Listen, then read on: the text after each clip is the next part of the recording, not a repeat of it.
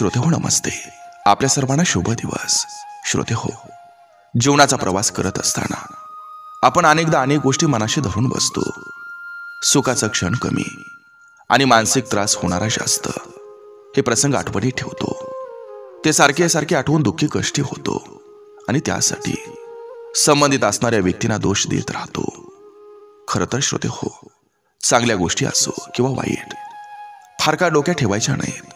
म्हणजे मनाला त्रास होत नाही. आपल्याला त्रास करून घेणारे आपण असतोय. उगीच दुसऱ्यांना आपण दोष देत राहतो. श्रोते हो, भूतकाळातील क्लेशदायक अनुभव हे आठवून आपल्याला फायदा काही होतच नसतोय. आपण फक्त स्वतःचा वर्तमान काळ हा खराब करत असतोय, हे मात्र निश्चित आहे.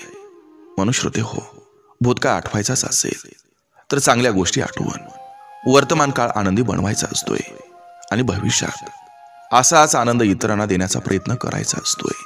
आणि तर श्रोते हो, आपल्या जीवनाचा प्रवास आनंदाचा होत असतोय. बघा, पडते का? नक्की विचार करा.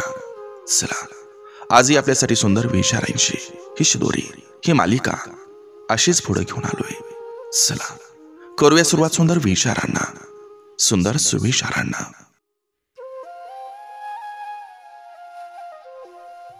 निघून गेलेले दिवस हे पुन्हा भेटत नाहीत. म्हणून मागे राहिलेल्या आठवणी आपला पिछा कधी सोडत नाहीत.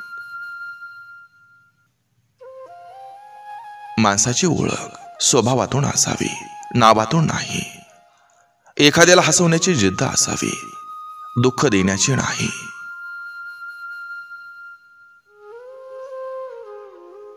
ज्या जिभेवर सतत पैशाची आणि प्रॉपर्टीची भाषा असते, त्या व्यक्तीकडून माणुसकीचं दर्शन कधीच घडत नाही.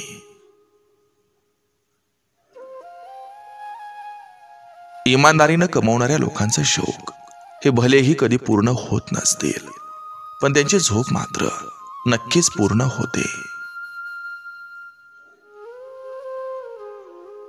शांततेचा मुखवटा काढून टाका. मनातून शांतता हवी असल्यास मनातलं युद्ध जिंकावं लागेल. वर्ष जरी नवं असलं तरी आठवण जुनीच असणार आहे, जी कधी साथ सोडणार नाही. कधी कधी दिसणारी साधी माणसं ही जीवनाची खरी किंमत सांगून जातात. आपलं घर हे झोपडी असो किंवा बंगला, जर संस्काराची साथ असेल तर ते मंदिर झाल्याशिवाय राहत नसतं.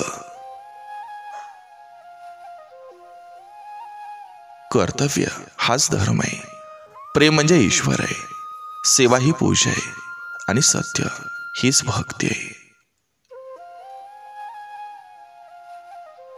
नातेवाईक हे विरोधी पक्ष नेत्यासारखे असतात. तुम्ही कितीही चांगलं काम करा, ते टीका करतच असतात.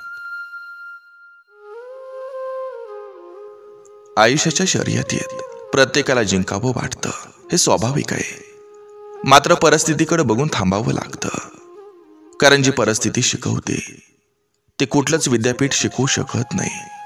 स्वप्न जरूर बघा, ते पूर्ण करण्याचा प्रयत्न करीत राहा, पण आपली वस्तुस्थिती ही मान्य करा. जे आहे ते मान्य केलं की जे आपल्याकडे नाही त्याचा त्रास कधीच आपल्याला होत नाही.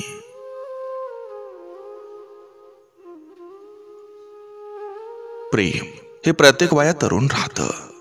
आवडणारी व्यक्ती ही कधीच म्हातारी होत नसते. कोण कोणाचं आणि किती आपलंय हे बोलण्यातून नाही तर काळजी करण्यातून कळतं. घडायच्या काळात जर बिघडायचं वळण लागलं तर सोन्यासारख्या आयुष्यालाही गंज चढत असतो.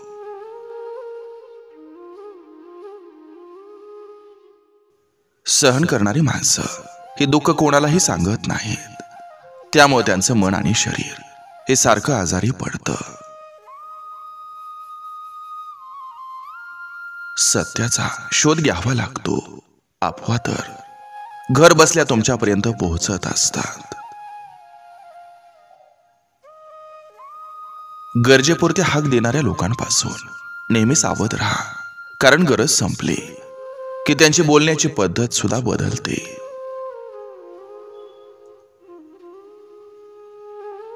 दिवस बदलतात. ताकद, हुकमत, पैसा, सत्ता, सौंदर्य आणि आयुष्य या प्रत्येक गोष्टीला एक शेवट असतो.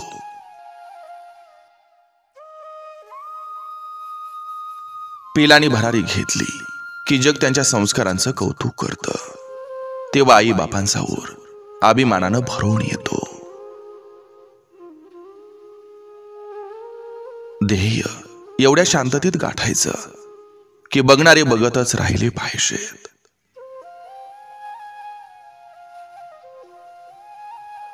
आयुष्यात सगळं काही एकाच वेळी मिळत नाही. पैसा असेल तर नातेसंबंध कमी असतात. नातेसंबंध असतील तर पैसा कमी असतो.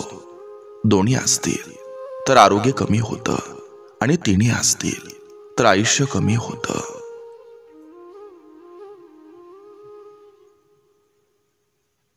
घोडा कितीही चांगला पळाला तरी चाबूक नशिबी आहेच.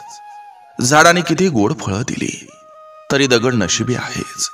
तसंच आपण कितीही चांगलं वागलो तरी लोकांच्या टीका टिप्पणीमधून आपली सुटका नसते.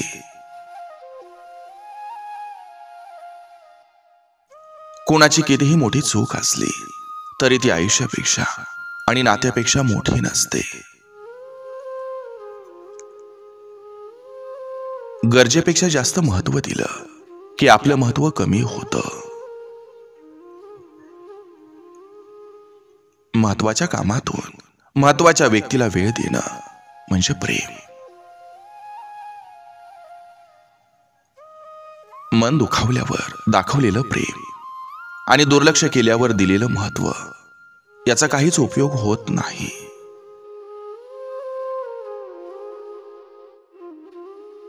झालं गेलं विसरून जा हे दुसऱ्याला सांगणं खूप सोपं असतं. पण जेव्हा स्वतःवर वेळ येते त्यावेळेस कळतं की किती अवघड असतं होऊन गेलेलं विसरणं. हार मानायची नाही. वेळ प्रत्येकाला संधी देत असते. विचार करत राहाल तर खचून जाल, पण प्रयत्न केलेत तर यशस्वी व्हाल. खोटं तेवढंच बोलावं जेवढं समोरच्याला खरं वाटेल. नशीब देऊनही बघतं आणि घेऊनही बघतं, पण हे कसं सांभाळायचं हे मात्र आपणच ठरवायचं असतं. समस्यांशी हळूहळू सामना करण्याची शक्ती मिळवणं यालाच यशस्वी संसार म्हणतात.